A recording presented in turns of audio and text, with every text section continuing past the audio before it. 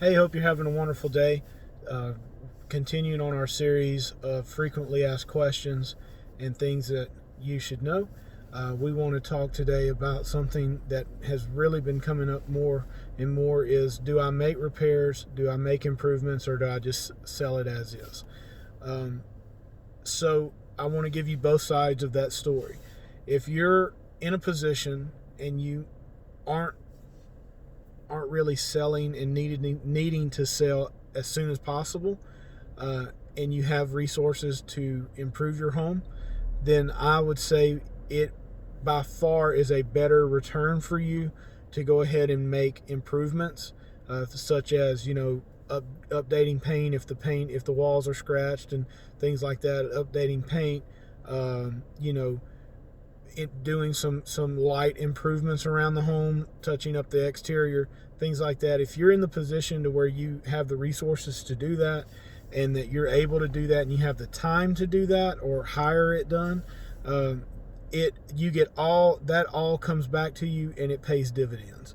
So yes, if that describes you, then yes, it is probably in your best interest to go ahead, make those improvements. And if you need help of knowing where to really focus some of your time and resources, we do free consultations to where we go through with sellers and say it's probably best that you focus on this item first.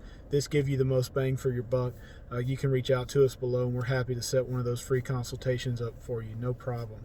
Now, if you're in a position to where you needed to sell the house yesterday, you don't have any resources to fix it up, and you have some equity in the home to where you're at the point of saying, you know what, I would just take a little less for the house than having to wait for these items to be done, then yes, that is probably then probably your best option is to go ahead and let's get a strategy of selling the home as is.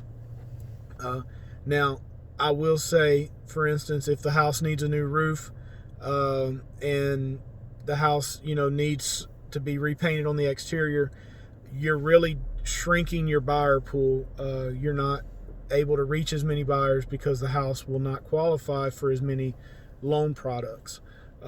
So normally what happens is, if the roof would normally cost, say, $10,000 to replace, you're probably going to have to take at least 10 to 12 or a little bit more than that off the price to accommodate that repair. What I'm trying to say is, if you just sell it as is, normally the cost for the repairs, you're going to take more than that off the price of the home, just because a buyer is going to have to come in and take care of that, and you're not going to be able to access as many buyers.